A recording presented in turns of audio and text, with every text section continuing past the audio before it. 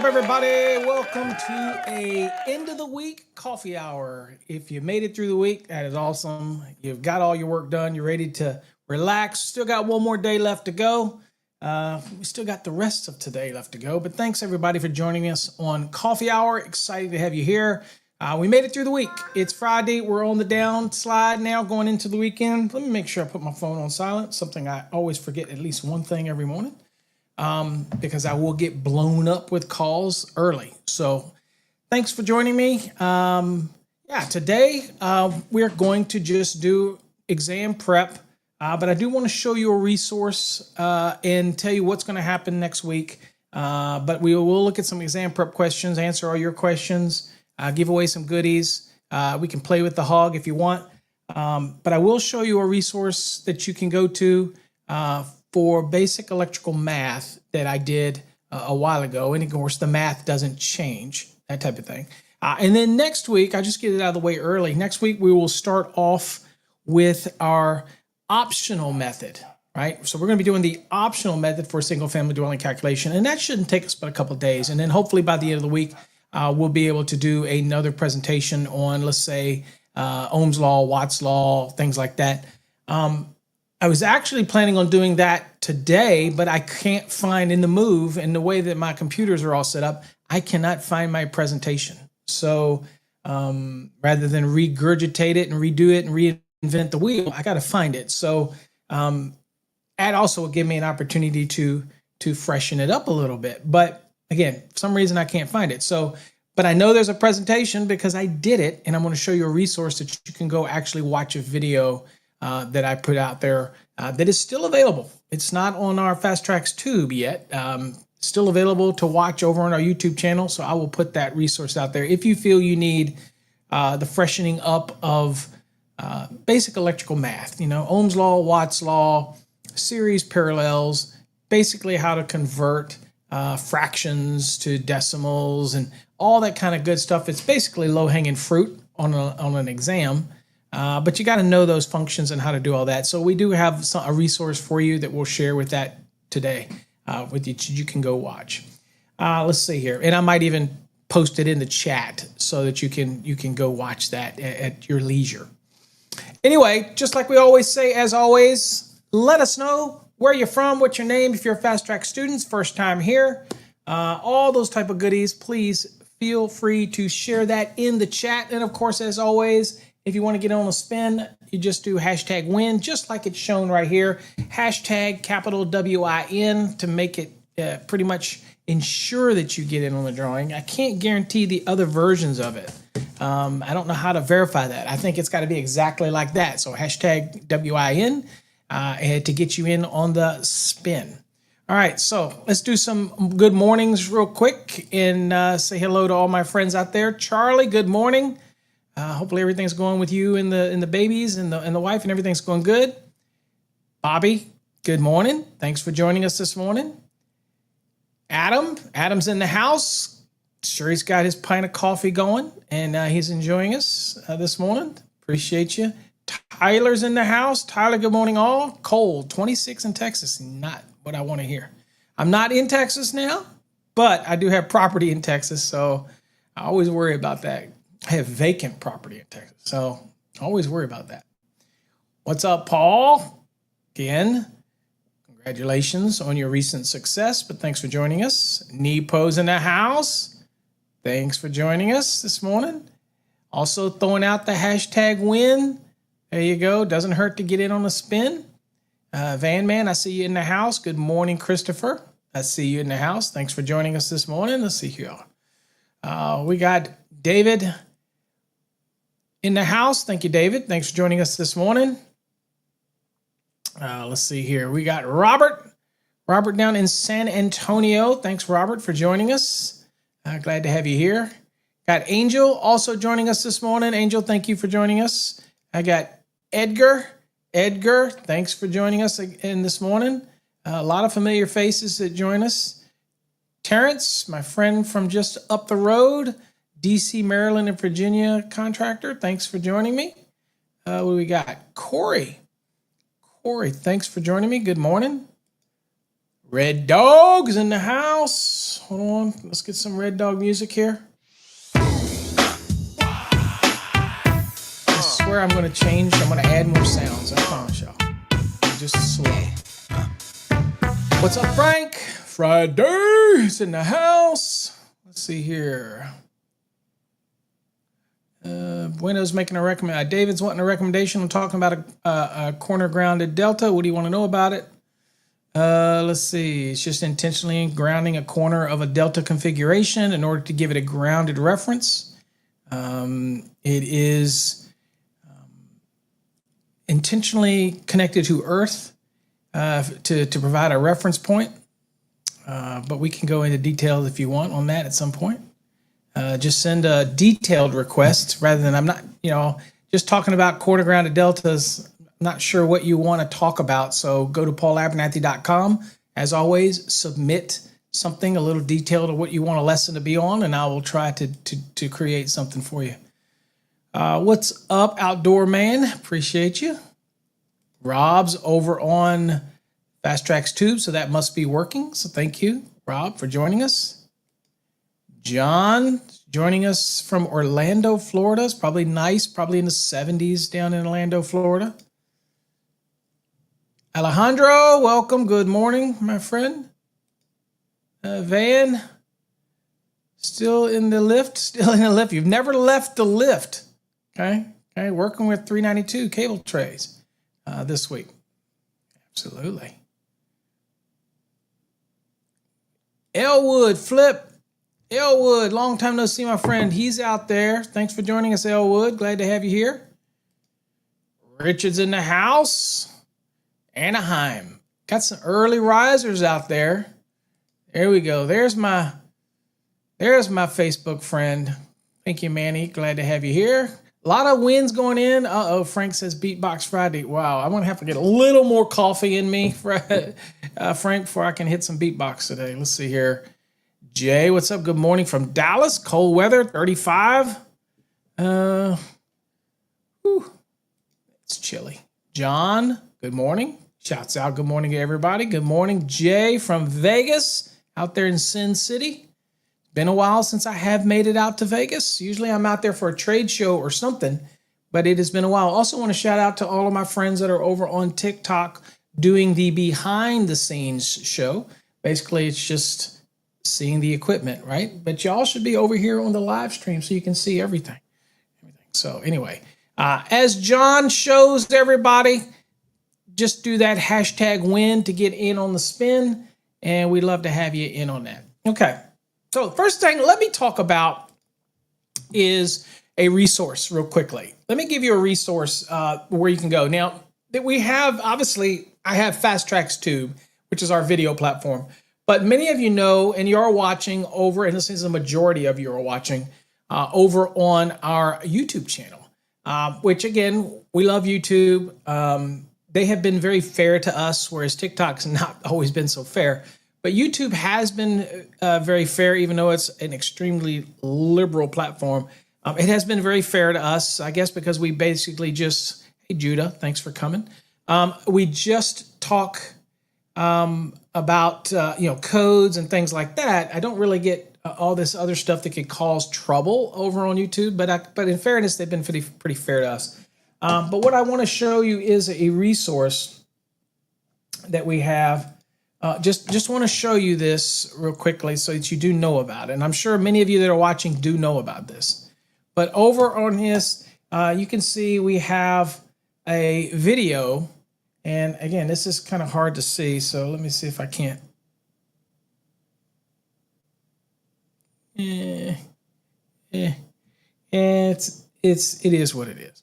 All right, so over on our Master the NEC platform, right here, you'll see that we have a video, and this video is basically streamed it 4 years ago, right?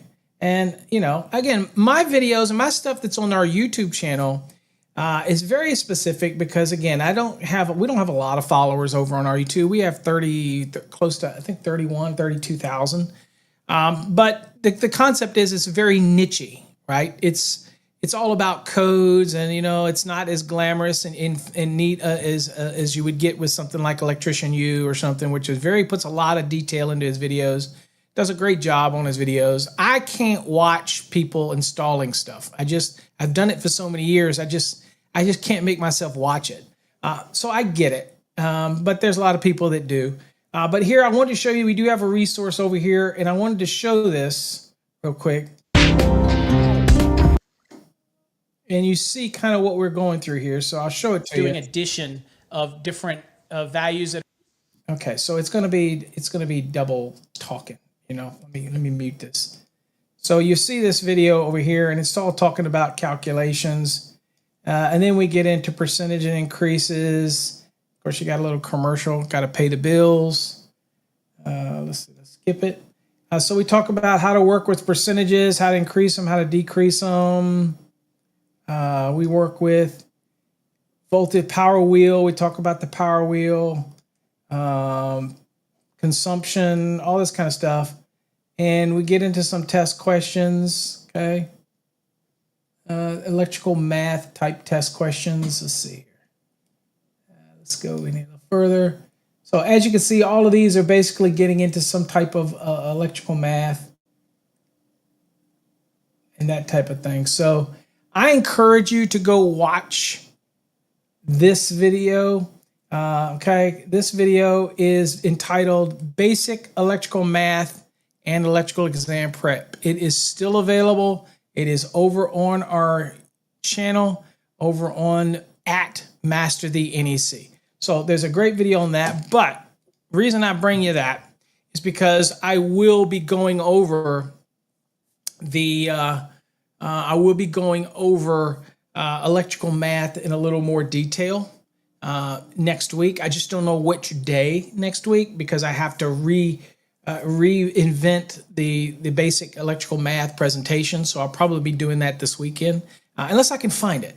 But I think it's important that we do cover the basics of electrical math, even here on Coffee Hour. I think it's important that we cover something about series and parallel circuits. Again, not just for exam prep, just because folks out there need to know. So I do have extensive resources on that. So I do want to be able to share all that stuff with you here on a Coffee Hour. So make sure if you're first time here that you've subscribed so that you check us out every time that we we do that, or we're in the house for that type of thing. So, okay. All right, just wanted to show that resource again. All you have to do also is go into our playlist over on the YouTube channel, and you'll see a bunch of resources. Of course, if you're a Fast Tracks Tube subscriber, we have a lot of these videos over on Fast Tracks Tube as well, and many of them that are not on YouTube are over on our paid subscription platform. Okay, just wanted to throw that out there so y'all all are aware of that. All right, so let's do some exam prep questions today. Again, anything you want to ask, throw it up in here and let us know what you want to talk about. Frank, Ohm's Law definitely wants that. So definitely you'll want to hang in for the Ohm's Law stuff when we do that next week. We most certainly will want to hang in for that. All right, let's go to look at some questions here. All right, first questions on the screen. Okay, let's see here. And some of these, we may have seen some of these questions before. That's okay, because it's still the whole concept is to get you moving in and out of your code book if you have your code book. If you're listening, you're cruising down the road, that's fine also. Don't pay attention to the road. Don't worry about any of this stuff. Just listen and go here. So blank shall not be allowed. Blank shall not be allowed to bond non-current carrying metal parts of service equipment or raceways. Okay, so is it double lock nuts? Is it bonding bushings? Is it threadless couplings and connectors? Or is it threaded couplings and connectors? So threaded, threadless, bonding bushings, or double lock nut. Now, the key here in this question is obviously this right here. Okay. This is a key component in this question. Good morning, Fernando from South Carolina. Thanks for joining us. Okay, so this is an important aspect of this. And we also should, in some of these coffee hours, we probably will get deeper into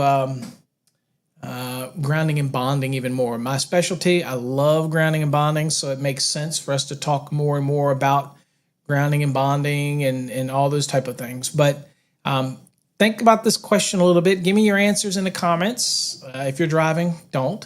Let's see here. Adam says, renewed YouTube subscription today. It just expired. It's bloody awesome. Are you talking about the YouTube or the Fast Tracks Tube?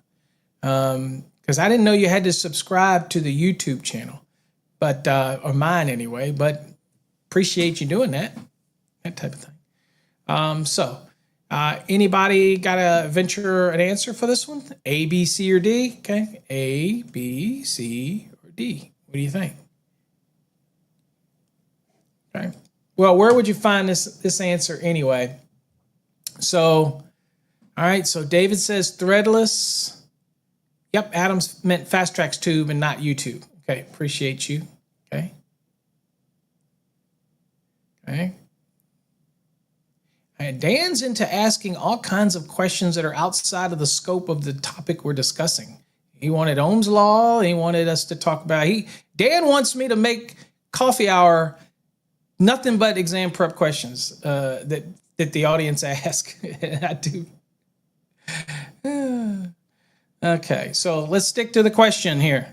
Okay. Remember, for me to discuss a detailed topic to you, you can ask basic questions, but if you want a detailed topic, you need to submit them to paulabernathy.com. That's where we develop the topic, type of thing, okay? But I have learned over the years, same when I'm on stages, I do not let individuals or anybody steer me off of a direction, okay? I had to learn that the hard way, teaching on stages and things like that. So, but anyway,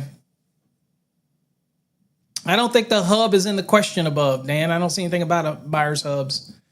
Okay, so blank shall not be allowed to bond non-current carrying metal parts of service equipment or raceways. Incidentally, some Meyer hubs are listed for service bonding and some may not be. So it's always important to check the listing of the hub. Now, when we talk about some hubs that go on the top that do the 4 screws, Dan, they go the 4 screws that mount into the top like of a meter, then they are making connection 250.8. That's threaded entry. They're making a physical connection through the threads into the enclosure. So that is all bonded. So that is not a problem as well. But there is one thing here, right? There is one thing here that we know explicitly it tells us when we're talking about what? We're talking about bonding, right? Bonding.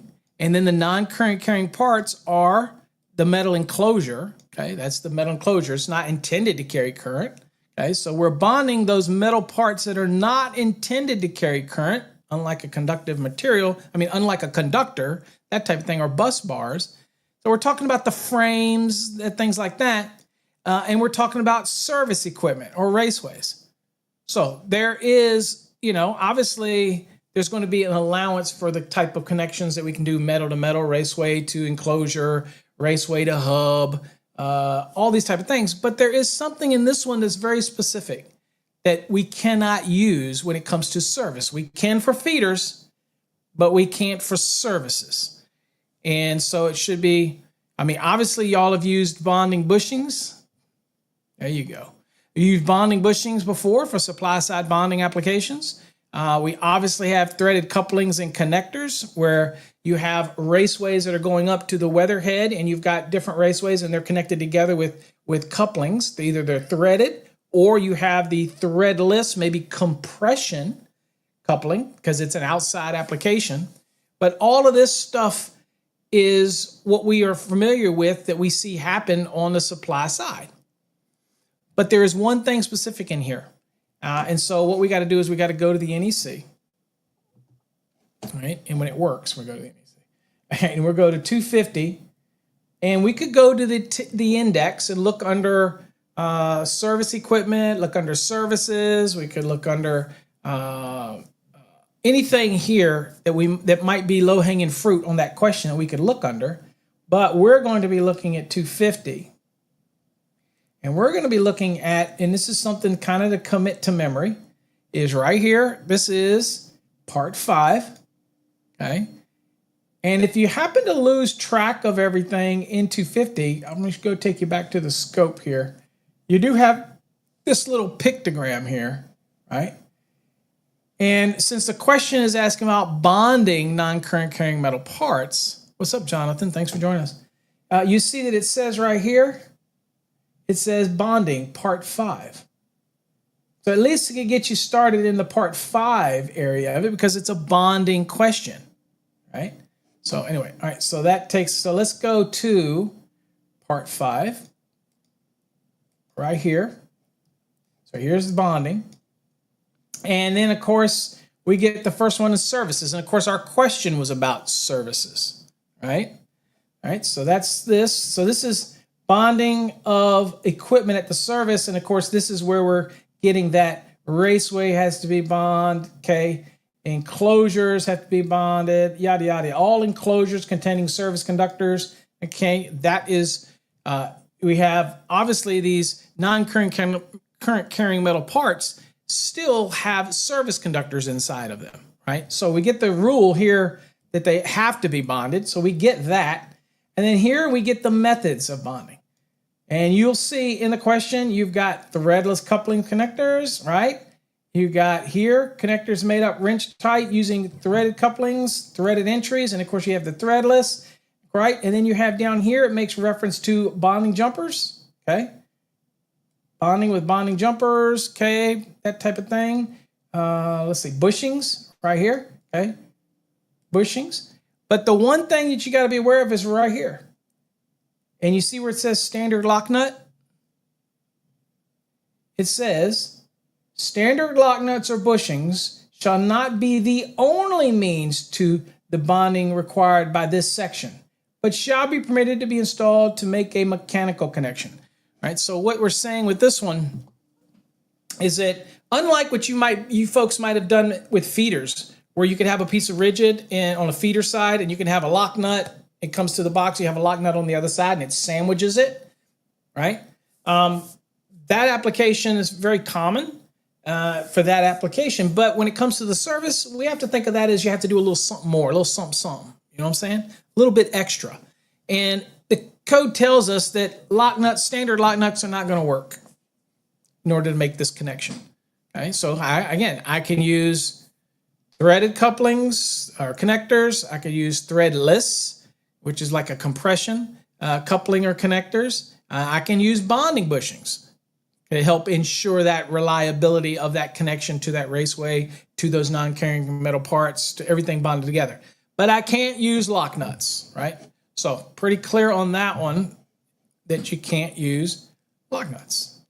And so there's the double lock nuts, and our code reference is right there. 250.982B1, B2, B3. So the takeaway from this question is, remember, if it's a service bonding question in your mind, you get something in the exam or in the field, and it talks about service bonding or bonding the service or whatnot, one of the things you're like, okay, for what are the rules for that? Well, just think of 250.90. Think of 250.92. Think of 250.92A.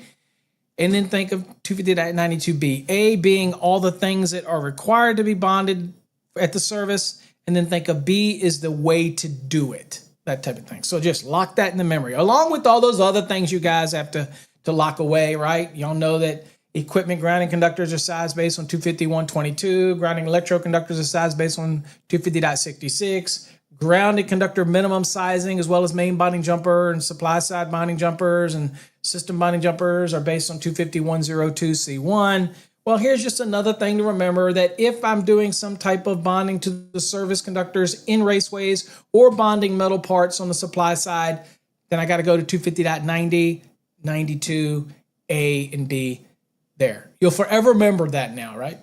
Okay, next question. All right, locked it in. Okay. Hashtag win, make sure you do the capital WIN. I don't know that the lowercase works, so hashtag WIN, all caps. Okay. All right. Next question, guys. The minimum size. The minimum size for a grounding electroconductor used on a DC 3-wire balancer set electrical system is what? AWG. Okay, so this one will throw people typically because it is DC. Right? Now, that does not mean when I see this question, I'm going running up to 690 and look at PV just because it says DC, because there's many other applications that use DC rather than just a PV application. So that's the first, thing. You don't want to run up and go looking at something in the photovoltaic application, right? There you go, Mike. Hashtag win, all caps. But in this scenario, we're talking about this. So now, the key trigger here for me in this question is the fact that it says grounding electroconductor. So I know without a doubt that this is going to be in 250. Now, where in 250, you have to kind of understand the structure. The first part of if you think about this, the first part of 250 is generally very devoted to AC, okay? The second part, or the ending part of 250 is devoted to things like DC. So one way that I could do this is do like we did before. I'm going to say, all right, let me go look and see what the structure looks like in 250, because this is a grounding electrode conductor, a GEC question. It is very much for DC, and it's a 3-wire balancer set. Okay, so let's see here. So where would I might start my journey if I was in the exam for this one?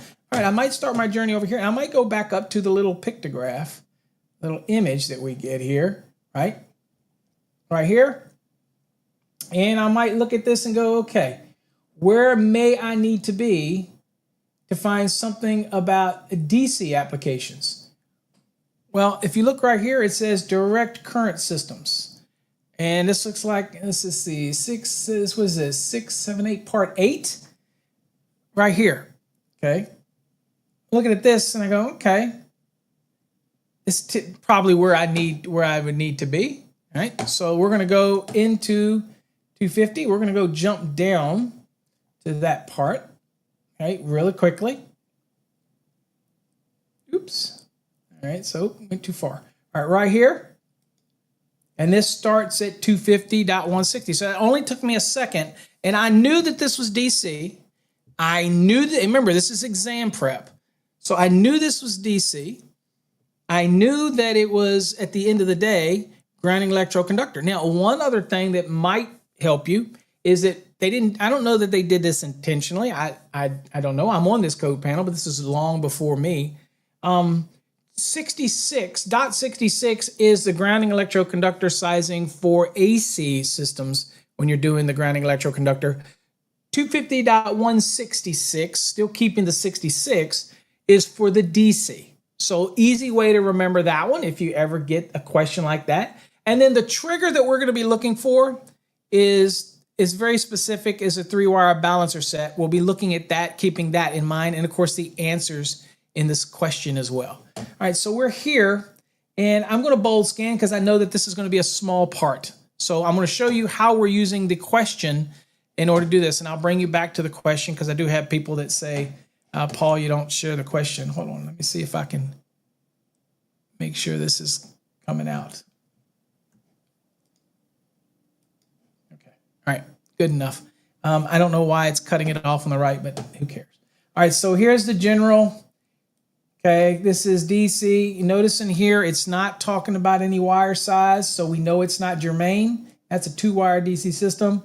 Here, 3-wire direct current system, again, but not giving anything that's in the answers, not giving any conductor sizes, okay? Here, direct connection, really not giving it in here. Sizing of direct current grounding electroconductors. Obviously, that was in the question, right?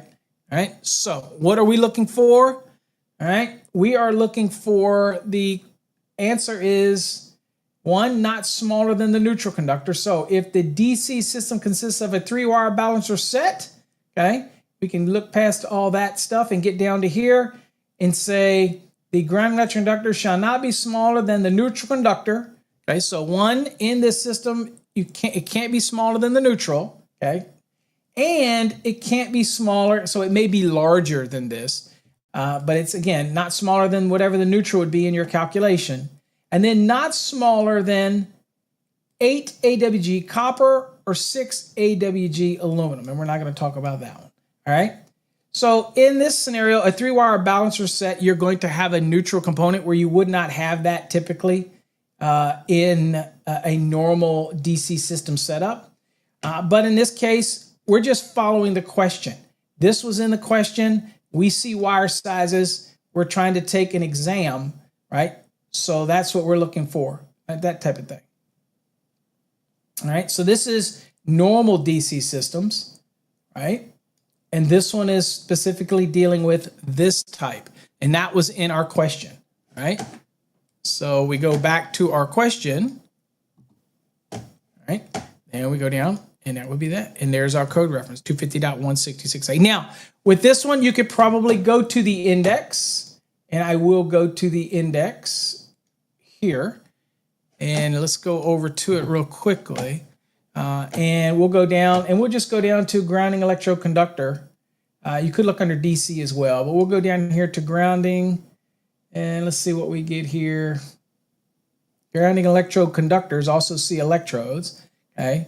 And we'll just look down here and see sizing, all right? Sizing. Now you see 3 different ones here. So we know it's a question about sizing. So just so people know how I would do this in an exam, I would go here. If I went this path, then I would see where it says sizing. I would write down each one of these. I would write dot 30, dot 66, and dot 166. And I know that's under 250, right? Now, the one caveat for this one is that in your studying on an exam, you probably know that the dot 30 is dealing with separately derived system. You'll probably know that the dot 66 is dealing with AC grounding electroconductors. So the only logical answer here is the dot 166 and under Article 250. So that's one way to approach it, but that might not be the only way. And remember what I tell you to dissect a question? You need to forget what anybody's ever told you about how you work a question. In the last 2 weeks, you can worry about timing yourself. But up until then, there is no time factor. You dissect the hell out of that question.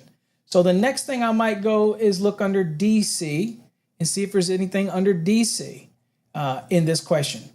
And this is telling me what I'm learning. So I'm learning that under grounding electroconductors, I have the sizing. I know what I've got under there. So here I'm going to see if there's anything in the future. If I get a question under DC for direct current, is there anything in the index for that? So we're going to go look. So I'm just scanning through and seeing if I can find. All right, so direct to burial. All right. And let's see here. And it might be, again, my eyes suck, so somebody that's got their code book can look as well. But I've got terrible vision issues, so I don't see anything in here for direct current. Oh, DC systems. Here we go. Right here. DC systems. Right there. And it sends you to right there. The same part that we were in 250. And then, of course, it's got some grounding stuff, but that's grounding. That's not really, I get you there. If you're bold scanning, it get you close, but it's really not what we're hunting for. But it gets you somewhere. Okay, get you at least start your bold scanning. But then also you see that this is basically DC systems is where we want to be, and that gets you there. But that's something that helps. It's not the best. What else in that question? Grounding electrode conductors, we looked at that one. DC, we looked at that one. I don't know. Probably pick this one apart as much as you can get for that one on the lesson. Okay. But anyway, there you go. But again, the quickest tip to remember is if you're on an exam and they're asking about the GEC for the AC systems, .66. If they're asking about for DC systems, .166. Okay. I don't know that's not like a tip or trick. That just happens to fall that way. So keep it in mind. Let that rattle around in your head a little bit. All right. Next question, folks. A 150 amp panel installed in a 40 C location requires a minimum of blank AWG THW conductor. All right. What do you think on this one, guys? What do you think? Well, this is one that I guarantee you most people don't think about. It's a 150 amp panel. This is all that we're given in the question. This is it. This is all we're given. And you got to somehow come up with the answer based on just the part that's given. Now, sadly, this is typical on some exams, depending on where you're at in the country. They may just give you this right off the bat, okay? So they don't give you any other details. They don't tell you it's a, people thinking in their mind, we're thinking, oh, I'm going to apply 310.12, right? Because, why? Because it's between 100 and 400. No, because this question doesn't tell me, is it in a residential? It doesn't tell me if it's commercial. All it's telling me is that it's a 150 amp panel. You don't say, well, what's the load on it? Nope. In this type of exam prep question, you don't overthink it. You look at it and go, well, I'm going to assume 150 amps. It's a panel. I'm going to assume my size of conductors to handle 150 amps because that's what could be put on that panel. And then you also look at it and say, this is being installed in a location that has a 40 C, which deviates from what the ampacity tables of 31016 is, right? Because 31016 deals with 30 degrees Celsius and 86 degrees Fahrenheit, right? All right, so let's go to the NEC on that question. Got to remember it in your mind. That's why we move away from the question, okay? It was a 150 amp panel load. Let's just assume 150 amps. And we have to, at this point, figure that, we're dealing with a 40 degrees C ambient, which differs from the 30 degrees C. Or 86 degrees Fahrenheit that the table is built on. So let's go to the table real quick and let's go to 31016. And for you that are in an older code cycle, it may be 31015B16, but it is now, for the last two cycles, it has been 31016, so that is a good thing. All right, so let's get over here at the table. We're at the table. Let me throw this table up the best that we can throw it up. And so we are dealing with THW. We deal with 150 amps. We're having to deal with what has been given to us, okay? And that's all we can deal with. So here is THW, okay? So we know that's under the 75 column. We know that the panel is a 150 amp panel. So that is over 100 amps, okay? So that's over 100. So we can do some reasoning and logic here. So here we come down and we look, okay. Well, it looks like it would be a 1-aught, but we know that we're not dealing with the variables of this table, okay? This table is based on 30 degrees Celsius, 86 degrees Fahrenheit. Now, where do you see that? Well, let me show you right here. And this is the code language right here. And you see that it's based on what? 30 degrees Celsius, 86 degrees Fahrenheit. Now, what did we say we got? We said that we have what? We have 150 amps at 40 degrees Celsius. Okay.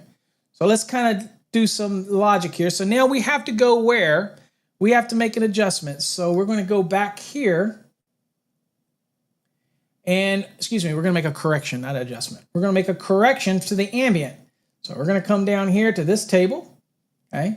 Now, a lot of people ask me, which table do we use here? Now, again, sorry that this is, there we go. This is a little bit better. Why do we use this table in the 2023 code versus using this table? Okay, people ask me this all the time. And there's educators that actually say cross this table out. I would never tell you to do that because there are some situations where 40 degrees C and you will have to use this table. For example, if you're dealing with 310.18, 310.19, 310.20, those tables of ampacities, then that is based on the 40 degrees C, and you would use this for the adjustment. For the correction. But all other purposes, we are going to be using 310.15b11. Okay? That's what we're using. So in our case, we're going to be doing it from, since the question was dealing with the THW, right? So these are important things to remember. Since we're dealing with THW, let's bring this back up real quick. Since we're dealing with THW, the inherentness to this is it's under the 75. And of course, we have to, based on just on the question, it's a 150 amp panel, so it's over 100. So we're in the 75 degree column. All right. Now, you and I both know, let me come back to me real quick, that typically that you can adjust from the 90. However, we have to be very careful here because we don't get that luxury. Why? Because we're dealing in a situation where we don't have a -2 conductor, right? So it's not rated for 90. It's rated for 75. So when we do adjustment and correction, we can't use the value from the 90 because the conductor's not rated for 90. It's only rated for THW. That's it. Okay. So since THW appears here, and the only other one is this one, and that's THW, but that's under the 90, but that's not what we have in our question. All right. So one of the quick things that people do, right, is they'll sit here and they'll go, okay, well, in this scenario, since we know that 150 is not going to be enough because we're going to have to modify it because of the ambient temperature, right?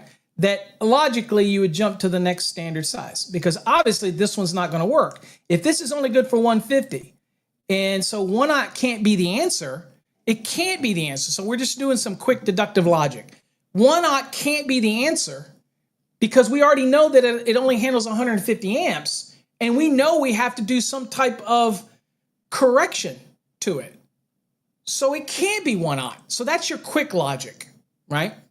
So then we have to actually do the math. So let's see here. So what we'll be doing is we have to find a conductor that is adequate at the 75. So let's go back down here. So now we know what we need to have. All right. So let's go down here and see what we've got here. All right. So let's get back. Let's find our multiplier that we got to have. Let's go back here. All right. Here is the table we'll be using. So let's click on it. I'll expand it. Okay. So in our case, it was 40 degrees Celsius. So we're in this side over here. Okay. Oops, I got to share that with you so you can see it. We're on this side here. So we're in 310.15b11. We have an ambient temperature here. You see, based on the 30 degrees Celsius, 86 degrees Fahrenheit, we're not. We're in a 40. So we can't use the plain ampacity from the NEC. So we have to go over here. Now we're dealing in 40. So here we are right here. Here's 40. And we're going to be dealing with the 75. Can't use the 90 because the insulation isn't rated 90. So we're right here. Okay. Now, so in this scenario, what do we have to do? Well, I have to make sure I have at least 150 amps. Okay. So let's go back to me here. So I'm going to do the 150 divided by 0.88. Okay. And so I need to find a conductor that is good for 170 amps. Okay. Or 170.4. All right, so let me go back here And now let's go to the code and ampacity table, I guess, here. Expanded view, okay? All right, so that was 150. God, I keep forgetting to go. Sorry, guys. So there we are. There's that 1/0 we started with.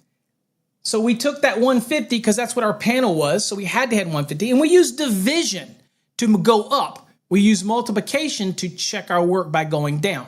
So in this case, it was 150 divided by 0.88.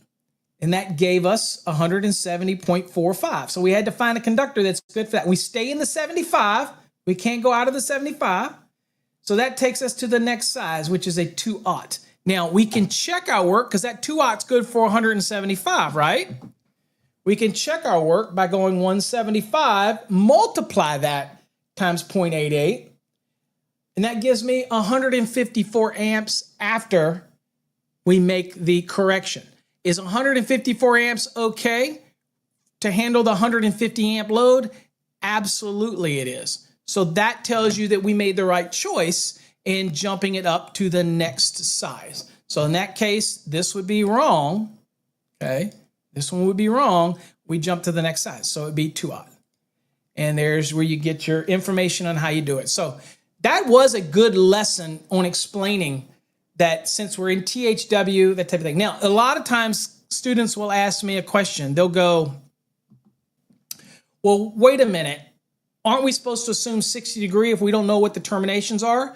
Well, in this one, we don't, because we're answering what they give us, and we know they're giving us a 150 amp panel, so we know that the lugs have to be rated over 60. They have to be 75, okay? Because of 110.14c and the temperatures, this is already 150 amp. It would do it zero purpose to be a 60 amp rated terminal, right? So, and we know that most circuit breakers are going to be 60/75. Now, only time you have to really worry about this for exam prep if they give you a lot of variables. So if I see a question like this, I know what they're asking. And it's pretty simple. They gave me the conductor size, they gave me the panels ampacity, and they gave me the ambient temperature. Just solve for what you see. In some questions they give you, it might be a very detailed question where they tell you terminations, or it's a branch circuit itself, and you're sizing the branch circuit and all this stuff. Then you have to take into consideration 110.14c and whether or not it's 100 amps or less, 60 degree, or you're using over 100 amps and you use 75. But you need a bigger question for that. This is a very straightforward question. Okay, it's giving you enough information to be able to answer this. And I have people that say, well, I can't answer this question. The hell you can answer the question. Just answer what you see. Don't overthink it. Okay, a lot of times people are overthinking things, right? All right, answer what you see. That's all they're trying to do. All right, real quick, let's do some spins, get some contest stuff away. So hopefully you've done #win. And we're going to give away some goodies here, or at least get you in the drawing for some goodies. Let's go. #win, and let's do the spin. Let's go. Ooh, I'm getting some hearts over on TikTok. So if you're one of my TikTok followers over there, I appreciate you. Mass love. Hopefully you're joining us over here on the live stream so you can get a chance to win something or get in the drawing. All right. John. John also had his minimalist wallet went out in the mail. So let's see here. All right. All right, John, let's spin the wheel and let's see what you get. Let's do #win, all capital letters, Dominic. Try it again. All capital letters, everybody. Follow it just like it says on the screen when I showed you. It says #win, all caps. All right, let's spin the wheel for John.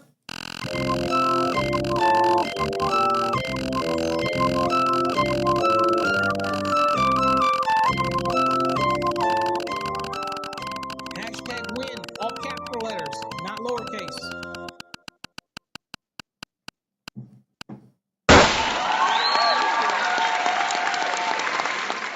All right, best bid hybrid estimating.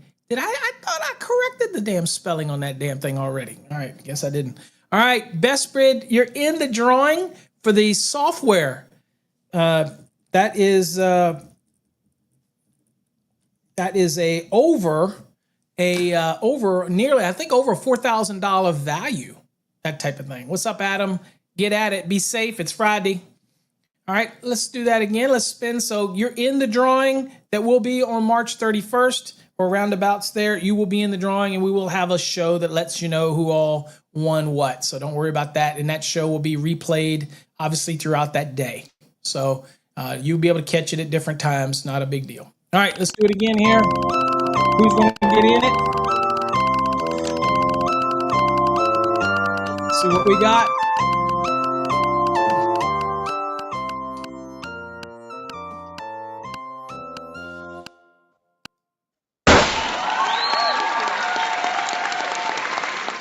All right. Val is going to be spinning the wheel. All right, Val, let's see what you can get. Spin, spin, spin. Let's go.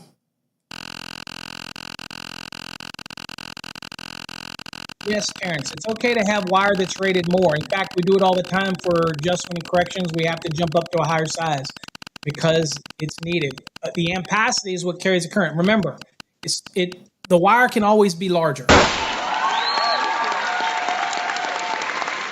All right, Val, conductor sizing card. Okay, conductor sizing card drawing. Okay, that is a neat card that can show you how much you have left on a reel or in a coil or whatnot. It's nice to have in your wallet and all that kind of good stuff, that type of thing. All right, let's do it again. Let's do another giveaway. Trying to get some stacked up here before we go back to the question again.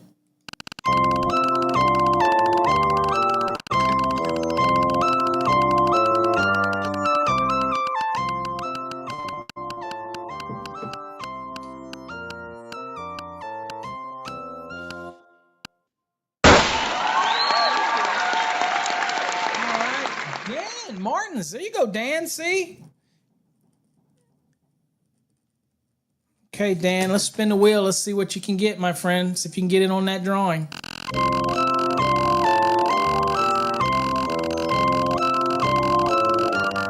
I don't think it was you, Valentine, that actually won that. Oh, you're taking an exam. Okay, hold on. Let's talk about that. Let me give you some last-minute tips. I did that the other day. I got my vowels mixed up. Sorry about that, Val. All right, so Dan, you're in Fast Tracks Tube. I don't know if you already have it. If you do, let me know, and I will spin you again. But let's talk real quickly to Val. Okay, Val, you're getting ready to take your exam in 1 hour. Don't overthink it. Don't try to crash it. Don't try to think you're going to learn something in the last hour. Here's the deal. Go in there with positive thoughts, positive vibes. When you sit for that exam in Texas, it's electronic. You will have the option. You'll go through a preview. You will learn how to work the system so that you know that you can check box a question and it'll check, and you can go back and make sure you determine, okay, how do I get back to the questions that I've checked later? Once you understand the system, make sure you go through it in 3 waves. For example, if you've been studying, when you sit down and you're ready to start, you answer the test questions to make sure you understand how to work the system. Make sure that you go through your questions, a first wave, and answer what you know right off the top of your head. Exactly. When you look at a question, you go, I know the answer to that one. That's easy peasy. I've been studying. Answer it. You get to one that takes more than a minute, and you're like, well, how do I know it's more than a minute? You'll feel it when you start getting a little antsy, and you're like flipping, and you're like, I can't. That moment that anxiety kicks in, right? Because you know you're on a timer, mark it, electronically checkbox that question, and go to the next one. And just do that through that first wave. Answer what you know, mark what you don't. And then once you get to the end, you'll have the option to go back and look at all the questions you checked. That's your second wave. On that second wave, you get to spend another minute and a half on each question. If you answer it, uncheck it and go to the next question. If you can't answer it, leave it checked and just go to the next question. Once that anxiety starts kicking in again, your internal clock, if you will, then go to the next question and save that for the third wave. And then every time you answer one, uncheck it. And then you'll have the last questions that are remaining checked. Then you work on those, and you can't move off of those until you answer it. So if you still spend another minute on it in the third wave and you're like, I still can't find the answer, then you have to make a logical guess. Okay, you have to eliminate the obvious and really make a guess, but you don't want to run the risk of leaving things blank. Okay, now, if you answer it and you're like, okay, I don't know if that's right, I'll just answer it. Since you're in the last wave anyway, you can leave it checked if you want, go to the next one, but make sure you at least answer it before you go to the next one, so that if your timer runs out, you're not going to run out of time. I mean, you're not going to have all your questions at least answered, okay? Other tip is, if you're doing the journeyman's test, or you're doing the master's, so you've got two separate tests, okay?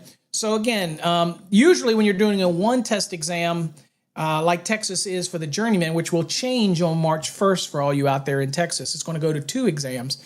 You could skip the calculations to the end. But if you're doing a test where the calculations and the lookup are separated, like in a master's exam in Texas, then it's really not beneficial to you to do that, because you're not going to have any calculations in your knowledge test. And then when you're doing the calculation, the same concept on the calculation one. If you find a calculation that's extremely detailed, mark it and skip it and go to the next one. Okay. Don't get bogged down where you're spending 5 to 10 minutes on a question. That is suicide when you're taking exams. Okay. So that's the best advice I can give you for that. Okay. All right. Let's see here. Dan says, I'm it. I don't know what that means. Let's see. Outdoorsman says THHN. I'm not sure of the question. Y'all are ventured off topic here. For the temperature correction, we have to use a 90. No, Outdoorsman, no, because that was THW in the question. You don't get to use THHN unless it's rated THHN. THW is rated THW. So you would use the 75. You don't get to use the 90 in that question because that installation wasn't rated for 90. The only time you can use a 90 for the adjustment and correction is if the insulation happens to be rated 90. If the insulation is only rated 75, then you're stuck in the 75. You with me? All right, let's do another question. All right. In this question, it says lined and ground connecting copper conductors used for connecting surge arresters. Ding, ding, ding, ding, ding. Okay, so there's your trigger word. This is about a surge arrestor. At a service shall not be smaller than blank AWG. So in this question, we know we're dealing with surge arrestor. We know we're talking about the copper conductors. We're talking about a line to ground connection. And then we get some sizes here. 6, 10, 12, 16. It's not a guess me moment. Okay, we know that we're dealing with surge arresters. Now, if I want to go to the index now, it's different depending on which code cycle you're in. Like, for example, surge arresters is in a different article in the 2023 than it was in previous editions. So depending on whichever one you're working in, got to remember, you either know where it is, whether you're looking in 280s or 282s, things like that, or you're looking in 242. It was moved around, okay? Now, the other thing I think about when I think of surge arrestor, I'm thinking of over voltage.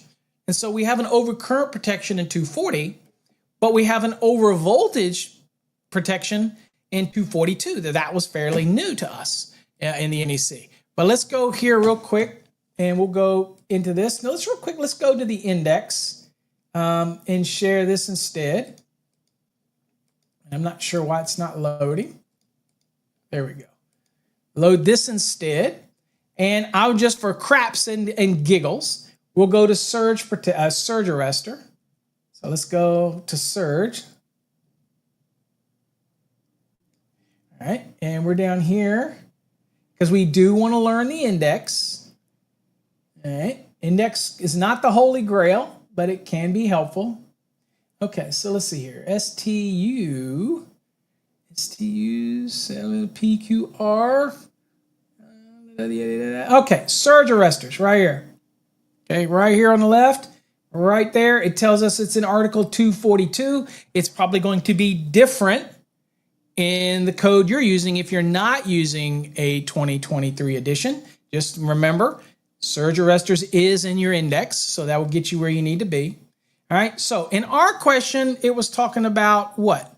It was basically talking about line to ground connecting using the copper conductors for connecting the surge arrestor at the service. Okay, so we kind of look down here. Now, I can tell you that 242, when we're dealing with surge arrestor, is not large. Okay, so it's not like you're going to struggle with looking through tons of stuff. Okay, all right. So again, we could say, all right, well, it's basically talking about grounding, okay, line to ground. Okay, but well, let's kind of go here and look a little more. Say interconnections. Okay, let's see. All right. So first thing I'm going to do is we're not looking for surge protection. We're looking for surge arrestor. That type of thing. Now you'll notice that surge protection, by the way, is also in 242. Okay, so it is broken down. So that tells me we're just going to go to 242. That's where we need to be. All right, so let me get us here, and let's get this out, and let's go to 242. Or maybe 282, or maybe in yours, in whatever edition you're in. All right, so here you see it's over voltage. We'll click on that. And it's not big, so we'll just click that and we'll go right here to the scope. All right, 242. What are we dealing with here? Over voltage protection. And here you say it shows you that it deals with part 3, it deals with surge arresters. Part 2 deals with SPDs. Now, I have had students that are in a state that will allow you to mark your code book. I have given advice. Again, states that allow you to do this, you need to check with your state. I would typically highlight this one color, and I highlight this another color, so that when you're here, you know specifically which part to go through that's germane to the question. Ours is surge arrestor. So we're going to go to the portion at part 3 that deals with surge arrestor. Okay. But now you also know surge protective device questions, 242, part 2, right? Okay. So here's our surge arresters. Typically, surge arresters are going to be over 1,000 volt applications, right? And we're going down and we're looking, okay, use is not permitted. We're not there.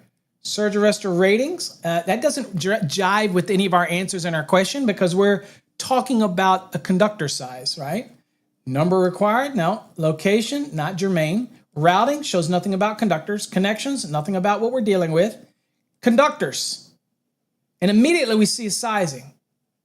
Catches our eye immediately, all right? Conductors between surge arresters and lined and the surge conductors and the grounding connection shall not be smaller than 6 copper or aluminum, okay? So obviously makes sense to come back to our question. And of the options here, 6. And the reference, 242.52. If you struggled with that question, you have to understand the logic chain here. It was surge arresters, okay? And surge arrestor, we were thinking on that. Okay, surge arresters, I'm going to go in the index and look under surge arresters. You might now be savvy enough to say to yourself, well, I know this is about what? This is about dealing with an over voltage. That's what a surge is, an over surge of voltage, that type of thing. So you might have already trained yourself to know that the new article 242 is there and you go to it, that type of thing, right? Right. Not new and as in that it's new. I think it came in the 2020. So prior to that, it would have been like a 282 or something like that. Okay. I try not to, I have to go look, but it's not new, okay, for 2023, right? That type of scenario. But it was new, I believe it was new in 2020. Okay, great question. So again, if you struggle with those type of things, just think about it. And this is why I tell you it's so important to do flashcards, okay? And also, let me show a resource real quick. I don't know how this is going to show up real quick, but if you're in our Fast Tracks program and you have our enhanced or our basic program, and you go over to the last module that is in your program, all the way down below 19, what you're going to get is linked to your resources, okay? And so I want to show you what that looks like real quick. So here is your resources link, and it's not showing up everything. So I'm going to try to do this on the fly. So if you can bear with me, I'm going to try to do this on the fly so I can add a little bit to this really quickly. Okay. Again, on the fly, because that's how I roll. All right. So you'll see some of these resources here. So you do, for the people that ask us, do we get flashcards? Do we get other? Yes, you do, right here. You have some neat, quick quizzes, print reading, dwelling. These are pretty cool little quizzes, right? And it gives you the reference material. This is all included, by the way.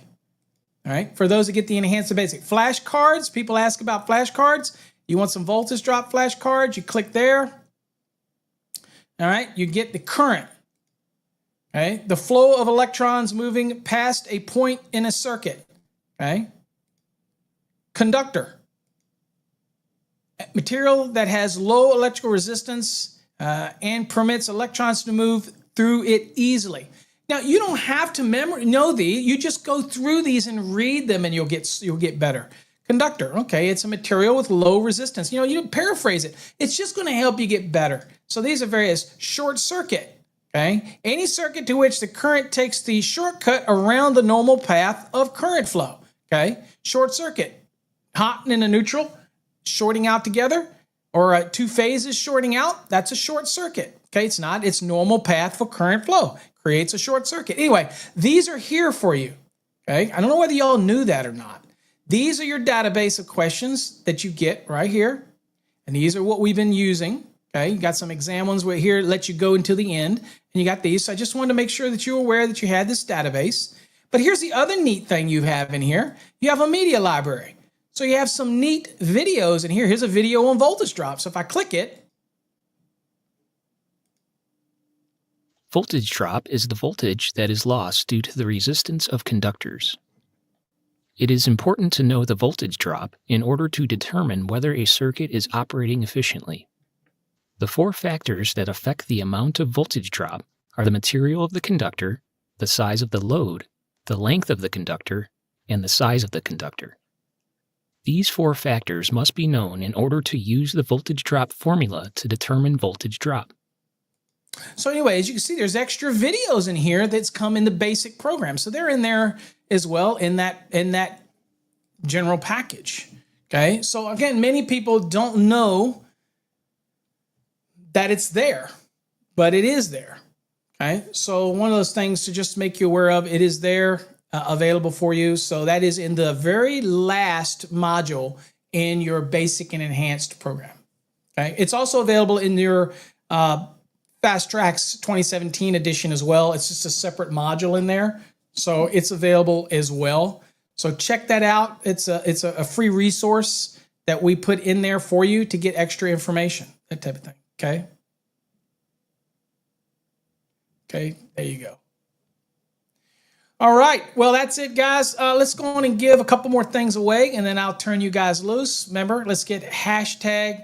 Bobby, all of that's included with our Fast Tracks program. So go over to fasttracksystem.com, whether you do the basic or you do the enhanced, which also gives you access to 12 months of Fast Tracks Tube, our exclusive video platform.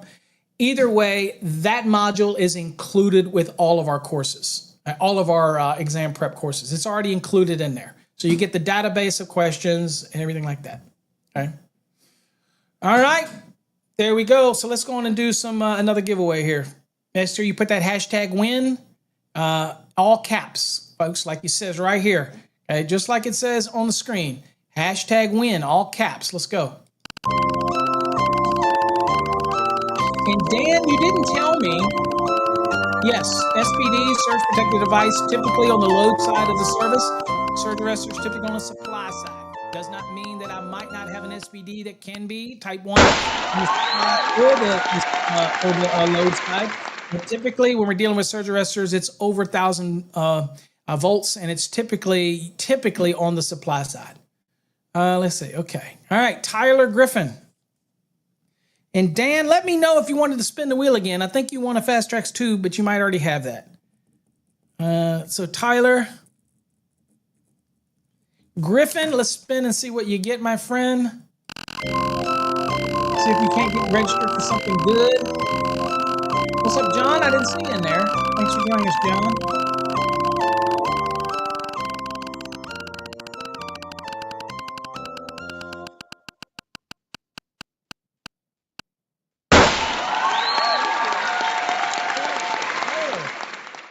you're in the drawing for the conductor sizing card. And there's going to be multiple people, okay? Outdoor, you are wrong if you're delayed and you're talking about the last question, because that was not correct. All right, so Tyler, you're in the drawing for the conductor size card. They're pretty cool cards. They're heavy duty now, so they'll fit great in the wallet or on the truck, that type of good stuff. But you're in the drawing for that on March 31st, and quite a few people will be in that drawing. So there'll be more than one winner for that type of thing. All right. Dan, let me know whether you want to spin the wheel again. If you're still here, I will spin the wheel for you again.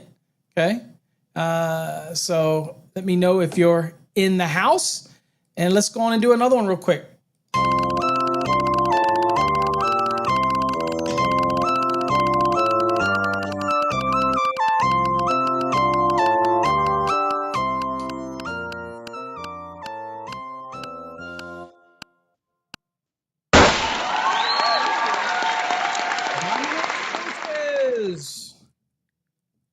Dominic is my other Sanchez. All right, Dominic, let's see what you get on your spin here.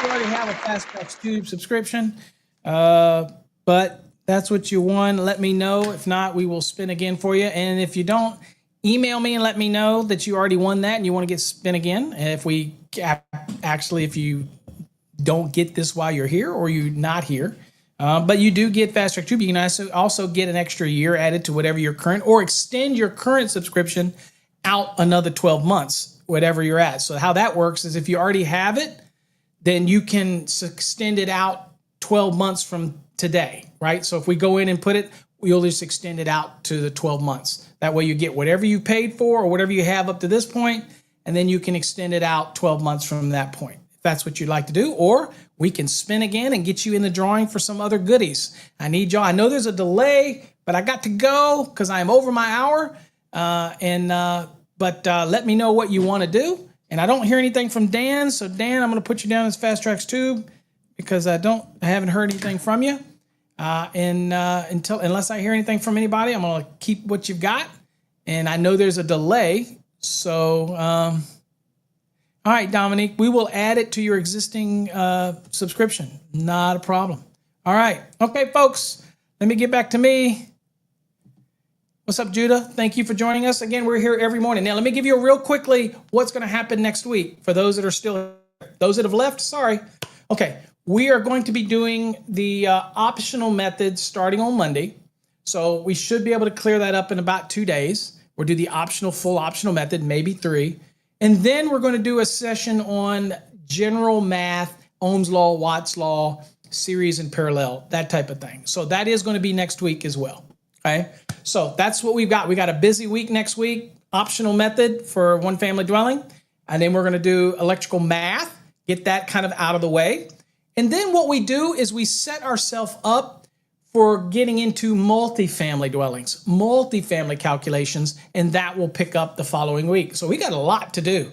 We got a lot over the next week. So make sure you join me. Again, all of you that got in on the drawings, congratulations. Anybody that got the Fast Tracks Tube, you will not be disappointed. I believe a new interactive video is dropping this weekend. I'm not 100% sure. I got to get with Jeff.